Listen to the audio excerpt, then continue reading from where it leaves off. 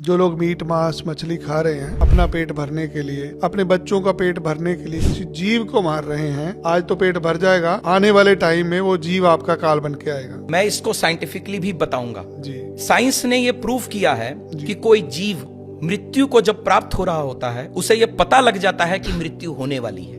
मैं किसकी बात कर रहा हूं? जिनको काटा जाता है। जी। उनके आंखों से अश्रु बह रहे हैं। सोच के देखिए उस जीव के अंतर आत्मा की आवाज क्या कहने की कोशिश कर रही होगी। और जब वो आंसू बहा रहे होते हैं उस वक्त जो सिचुएशन होगी उस जीव की अंतरात्मा की आवाज से जो ईश्वर तक पहुंचेगी, उसका रिजल्ट क्या मिलेगा? इतना भयंकर उसका रिजल्ट नीचे आएगा, वापस उसका पार नहीं पा सकते। इसीलिए उसके कष्ट आगे भागेंगे, आगे जन्मों जन्मांतर तक खत्म नहीं होने वाले।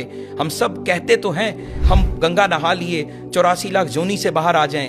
मैं नहीं मानता कि ऐसा हो पाएगा अगर इन कर्मों के साथ हम कनेक्ट हुए। क्योंकि एक और चीज इसके साथ बहुत इंपॉर्टेंट मैं बोलना चाहूंगा। मैंने ये लोगों से सुना है, पढ़ा भी है, और बहुत बार आजकल के YouTube वीडियोस वगैरह में भी इंफॉर्मेशन फ्लो कर रही है कि जो लोग नॉन वेजिटेरियन फूड की तरफ बहुत ज्यादा अग्रसर हैं, धीमे धीमे उनमें एक साइकोसिस, एक फियर फैक्टर पनपता है। ये बहुत से लोग ये मानते हैं और ये साइंटिफिकली प्रूव्ड है।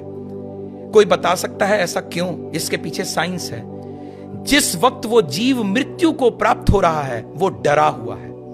उसे पता है मेरी मृत्यु हो रही है। कितनी बार जीव को लाया जा रहा है, उसे घसीटा जा रहा है, और उस वक्त की पोजीशन में वो रोक रहा है अपने आप को, क्योंकि उसे पता है कि मैं मरने वाला हूं। अंतरात्मा से मरने की पता है उसे, और इस चलते उसके अंदर हार्मोन्स ऐसे चल रहे हैं जो उसको डरा रहे हैं। वो डर कहीं गया नहीं। ब्लड को तो खत्म कर देंगे, ब्लड तो आपने निकाल दिया, जीव मरा, ब्लड निकल गया, लेकिन उसके हार्मोन्स कहां गए?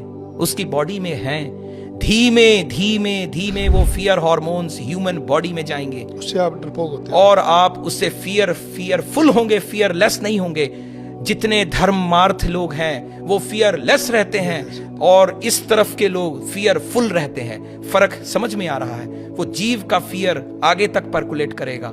इसीलिए बीमारी हो रही है, इसका मतलब बीमारी भी आ रही है। तभी तो कहा जाता है कि ये स्वाइन फ्लू आ गया तो आप नॉनवेज फूड छोड़ दीजिए, ये फ्लू आ गया तो वो छोड़ दीजिए। और ये हार्मोन फियर फैक्टर पर्कुलेट कर रहा है तो लोग फियरफुल होते चले जा रहे हैं, प्लस कर्म खराब हो रहे हैं। मैं बार बार कहूंगा, काल पुरुष की कुंडली को कोई एस्ट्रोलॉजर और कोई भी धरती पर रहने वाला जीव जो समझ रहा है वो उसे भूले ना।